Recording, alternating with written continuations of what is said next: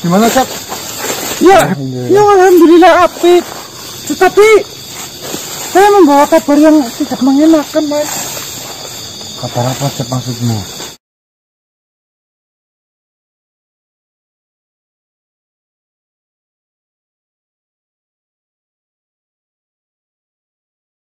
Dan saya yakin nanti digantikan makhluk-makhluk baik banyak kepadamu. Digantikan sama sahabat-sahabat yang lain. Ya itu. Oh iya, Percaya itu, Cek. Saya yang pernah menjalani. Baik teman-teman, ini malah ada dapat kabar yang kurang mengenakan. Ternyata si rombongannya Tuyul Mesir, Tuyul yang dari Bangka Dinungmulyo ya, itu informasinya dibantai oleh rombongannya Profesor Yai Ahwan untuk mencari parasit yang telah hilang, teman-teman. Alhamdulillahnya si Encap katanya tidak ada di tempat kala itu. Pokoknya kita nanti semoga dapat jawaban yang terbaik lah mengenai masalah ini. Yo. Assalamualaikum Cimaja. Ya. Waalaikumsalam warahmatullahi wabarakatuh. Kalian tolong jaga anak ini. Jangan sampai parasitnya keluar dari tubuhnya. Ada iblis Barnabun yang akan bangkit. Iya. Apa kau mengetahuinya tentang iblis Barnabun itu? Ada itu berita udah 3 hari yang lalu. Parasit yang ada di tubuhnya Mas Diki telah hilang. Cimaja. Kalau kau tahu iblis Barnabun dulu mengamuknya seperti apa, kau pasti akan ketakutan. Ada seorang apa? Profesor datang. Yai Ahwan. Iya. Ya Allah, justru dia yang harus dihindari. Saya tidak tahu bahwasanya iblis Barnabun itu bisa bangkit dan dengan kekuatan yang sangat besar menggunakan parasit itu. Saya baru mengetahuinya sekarang, makanya saya datang kemari untuk memberitahu kalian. Dulu Pulau Jawa hampir hilang tumbuh-tumbuhan. Satu kipasan tangan saja mengeluarkan api yang sangat besar. Saya berhasil selamat. Dan saya melihat makhluk seperti saya, makhluk goib. Dia yang merantai badan dari iblis Barnabun. Mungkin saja dia masih hidup. Mungkin. Bagaimana, Bino? Setelah iblis Barnabun itu berhasil dirantai ataupun dibelenggu oleh makhluk itu, pada saat itu juga makhluk itu pun kehabisan tenaga dan energi.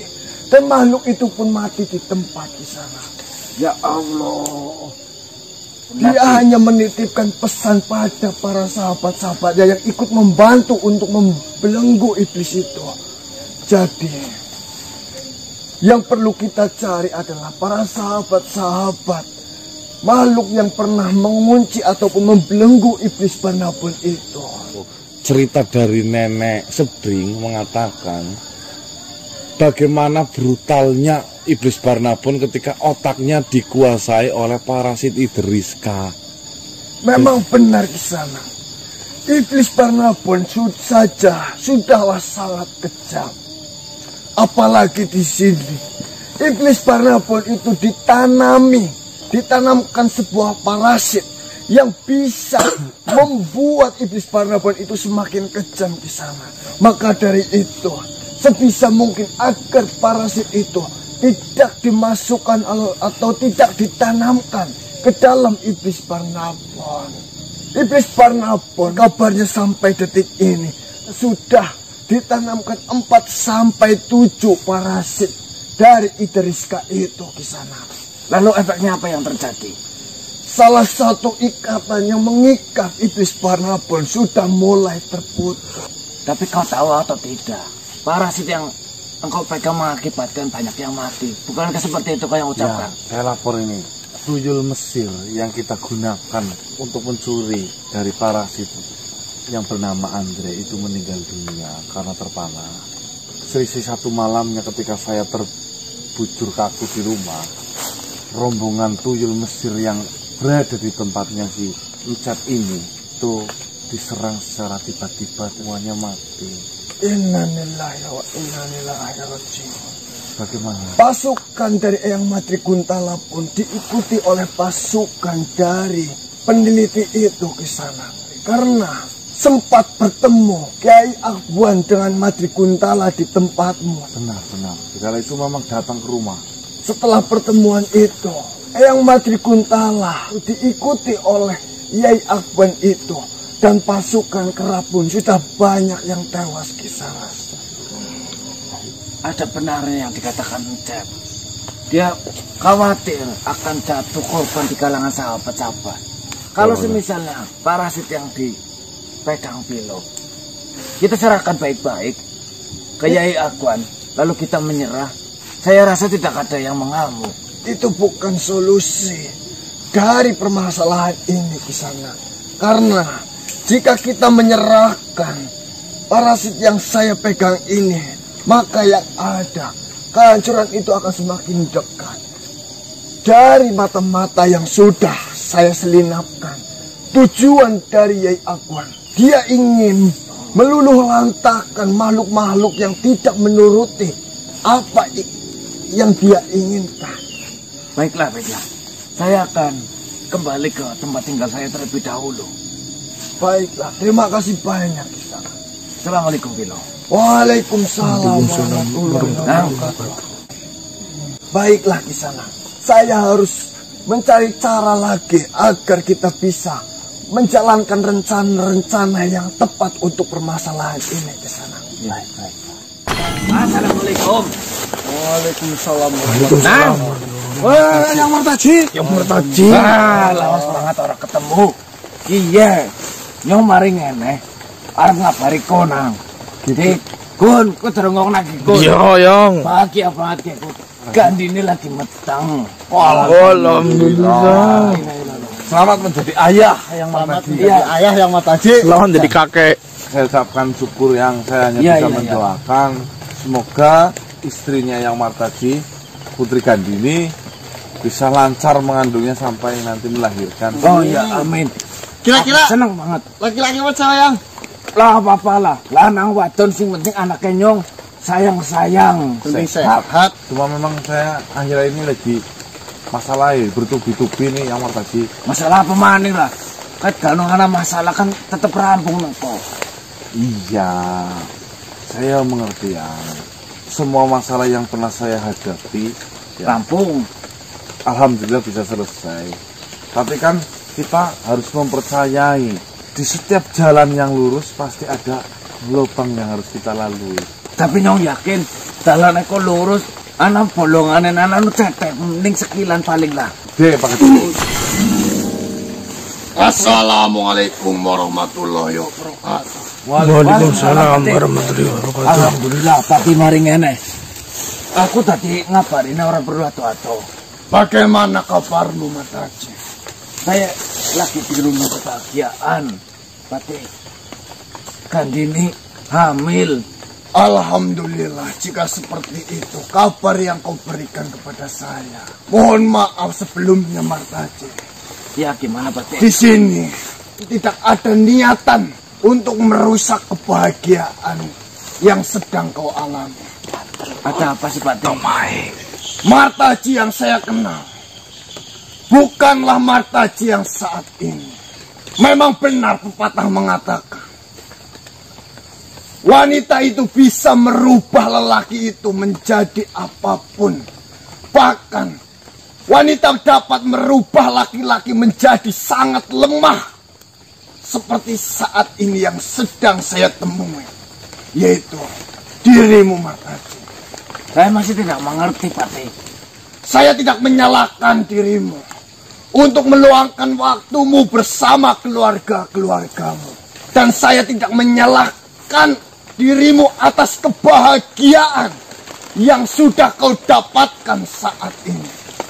Saya hanya menyayangkan kebahagiaan yang kau dapatkan ini. Itu menghilangkan jiwa dari Martaji yang saya kenal. Pilihan itu ada di dirimu, Martaji. Kau seorang laki-laki. Kau bisa mengatur istrimu. Bukan kau yang diatur oleh istrimu. Kau yang harus menentukan jalanmu sendiri. Bukan istrimu yang menentukan jalanmu. Ya, Ya saya akui Pati, sejak saya menikah dengan Gandini, saya akui saya tidak pernah membantu kalian. Ya saya mohon maaf. Saya hanya mengingatkanmu karena saya menganggap kau bisa dikatakan sebagai anak saya, Martaji. Saya tidak ingin karena hanya seorang wanita, Martaji yang saya kenal itu, melupakan segalanya. Ya begitu pula dengan saya Pati. Karena bagaimanapun juga kehadiran Pati dalam hidup saya ini sangat berarti. Tidak ada yang bisa menggantikan, walaupun itu istri saya. Silakan, kau bisa memikirkan dan merenungkan. Bukannya di sini saya ingin merusak kebahagiaanmu dan keluargamu. Tidak Pati, saya justru dengan datangnya Pati memperingati saya malah jadi sadar. Mungkin saya jalan terlalu berbelok lumayan jauh. Terbuai. Benar Kanang, terbuai. Ya saya mohon maaf Pati. Tidak masalah Martaji. Ya pokoknya mulai detik ini, setiap ada permasalahan yang menyangkut dengan kita ataupun dengan kemungkaran, saya akan maju di garis paling depan seperti dahulu Pati. Manusia. Siap, Pati. Sebenarnya saya sudah mendapatkan sedikit informasi mengenai apa yang sedang kita hadapi ini. Saya akan bicarakan permasalahan ini dengan Donggobilo. Dan saya akan menyusun rencana agar apa yang akan kita lakukan bisa jelas tujuannya. Baik Pati, saya ikut Pati. Saya ikut bersama Pati untuk beberapa hari. Alangkah baiknya kau bicarakan permasalahan ini dengan istri dan keluargamu terlebih dahulu, Martaji. Baik Pati. Karena saya tidak mau mengganggu ataupun merusak hubungan antara dirimu dan istrimu ataupun keluargamu. Ya Pati, saya akan kembali dan membicarakan ini dengan Gandini dan keluarganya. Terima kasih Pati. Baiklah. Atas peringatan dari Pati. Assalamualaikum. Assalamualaikum Nang. Waalaikumsalam. Assalamualaikum. Baiklah. Assalamualaikum warahmatullahi wabarakatuh. Waalaikumsalam warahmatullahi wabarakatuh.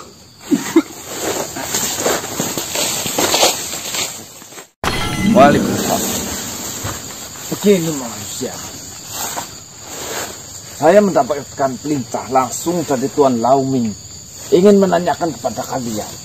Tadi setelah Maltaji pulang, yang katanya baru saja menemui kalian, Gandini dibuat menangis oleh Maltaji. Apa benar kalian menyuruh Maltaji untuk kembali berperang bersama kalian? Seperti ini, Panglima Sung Tiung, Ke.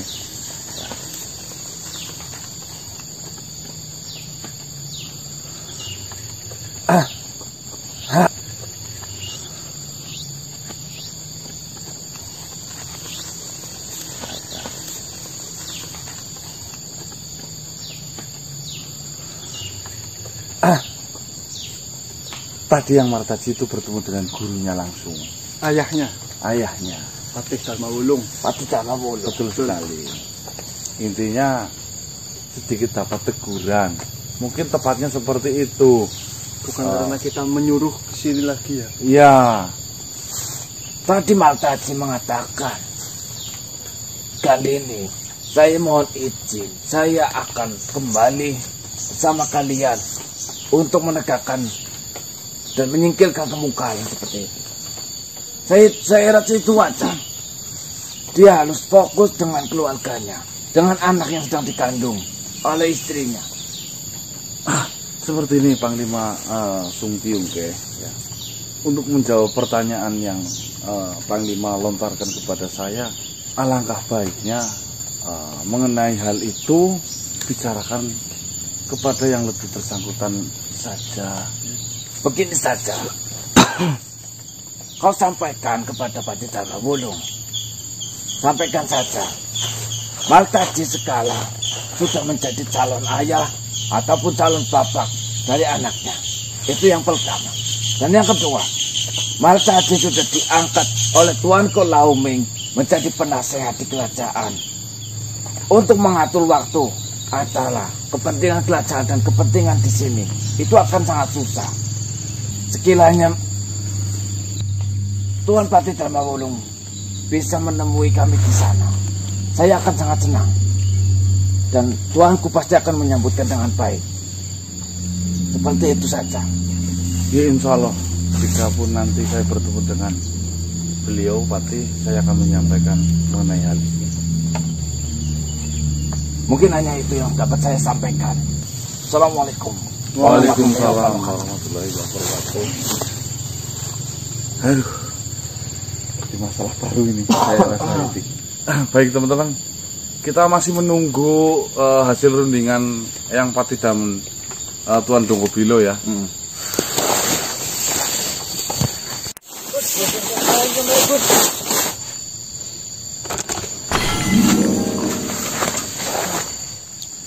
Perkenalkan, nama saya adalah Barakam. Saya datang ke sini menemui kalian karena saya itu diutus oleh Nenek Sepring untuk menyampaikan hal yang sangat penting, dan ini sangat gawat untuk kalian semua. Parasit Iteriska itu sudah berhasil ditanamkan 10 ke dalam iblis Barnabon. Saya sudah mengupayakan dan tolong sampaikan kepada Nenek Sepring bahwasanya alhamdulillahnya salah satu parasit itu sudah ada di tangan kita. Tapi jika sampai iblis Barnabon itu ditanam 12 parasit saja, dia sudah bisa berdiri dan dia bisa menggunakan kekuatannya dia miliki untuk menghancurkan ikatannya. Harusnya, semisalnya kamu khawatir iblis Barnabon itu bangkit karena parasit sudah ditanamkan semua, harusnya kau membantu. Tapi apa buktinya? Kami sudah mengusahakan sebisa-bisa saya, sedangkan dari pihak mereka itu sudah sangat mengetahui saya. Mohon maaf, ada sesuatu yang harus lebih baik kita kerjakan daripada cuma berdebat seperti ini. Baiklah, saya hanya menyampaikan pesan ini dari Nenek Sepring untuk kalian. 10 parasit itu sudah berhasil ditanamkan terhadap iblis Barnabon. Salam. Waalaikumsalam.